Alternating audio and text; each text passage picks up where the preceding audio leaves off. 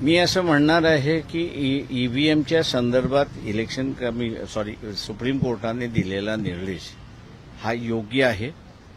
फक्त सुप्रीम कोर्टाला माझी असणारी एकदा विनंती आहे की त्यांनी पूर्णपणे ईव्हीएम एकदा असणारं चेक करावी. डेटा डिलीट करू नये म्हणून त्यांनी असणारं जे सांगितलेलं आहे, त्याच्याचबरोबर ज्या ईव्हीएम मतदारसंघामध्ये होत्या पण वापरल्या गेलेल्या नाहीत,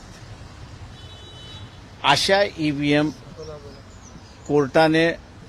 कोर्टाच्या प्रिमायसेसमध्ये बोलावं आणि ज्या मतदारसंघातल्या ज्या मशीन्स आहेत, 800, 850, 900 मतदान असेल, ते पूर्णपणे नावं जशी फीड केलेली असतात त्या प्रमाणात रोटेशनमध्ये मतदान त्या ठिकाणी करायला सांगावं.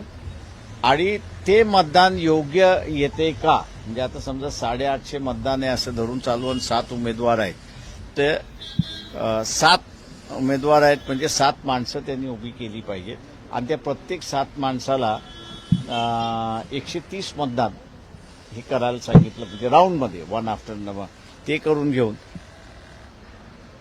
त्या उमेदवाराला 130 मतदान मिळतं का हे सुप्रीम कोर्टाने तपासून घ्यावं. म्हणजे मग सुप्रीम कोर्टाच्या लक्षात येईल की ईव्हीएम मध्ये असणारी जी चिप आहे ही मॅन्युप्युलेट होते की न होते याच्या संदर्भातला मग कोर्ट निकाल त्या ठिकाणी घेऊ शकतो.